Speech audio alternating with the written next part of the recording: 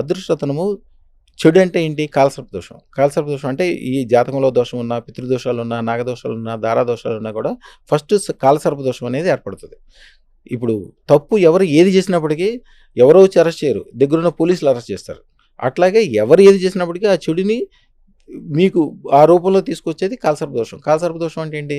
అది మహా దరిద్రమైన టైర్లు కాలుస్తే మీకు ఆడవాళ్ళు మీకు తెలియదు, రోడ్డు మీద కాలుస్తే తెలుస్తుంది.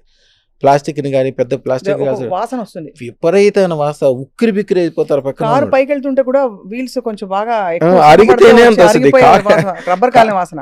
అదే పడదు చాలా మందికి. ఇంకా టైర్ కాల్సి చుట్టూతా టైర్లు పెట్టి కాలిస్తే ఎట్లా వాసన వస్తుంది? ఎట్లా ఉక్కిరి కాలసర్ప దోషం పెరిగిపోయిన కొద్దీ వాళ్ళు అట్లా అయిపోతారు. అందుకనే ఇప్పుడు 100 కోట్లు ఉన్న మనిషి కూడా వాడు ఎంత ఖర్చు చేస్తాడమ్మా, రోజుకి ₹1,00,000 ఖర్చు చేసినా కూడా 25-30 సంవత్సరాల వరకు బ్రహ్మాండంగా ఉండొచ్చు. కానీ వాడి సంవత్సరంలోనే మొత్తం జీరో అయిపోతాడు. ఎందుకంటే వాడు ఏం చేస్తున్నాడో వాడికే తెలియదు. వాడు ఏది చేసినా తప్పే అవుతుంది. వాడి మళ్ళీ వాడు కాకుండా వాళ్ళ పిల్లలు, వాళ్ళ కుటుంబానికి సంబంధించిన వాళ్ళు, వాళ్ళ వ్యాపారము వ్యవహారం మొత్తం నాశనం అయిపోతుంది. అవునవును. అది తెలివైన వాళ్ళు ఉన్నారు ఇంకోటి, పెద్దోళ్ళు చెప్పేవాళ్ళు ఉన్నారు. గురువు ఉన్నాడు, అరే బాబు వెళ్ళి అదృష్టరత్నం వేసుకో, లేకపోతే ఈ పూజా యజ్ఞం చేసుకో. పూజా యజ్ఞం అనేది 45 రోజుల పాటు చేసుకుంటే 18 రోజుల పాటు పనిచేస్తాయి. అంటే దాని యొక్క శక్తి చాలా తక్కువ ఉంటుంది.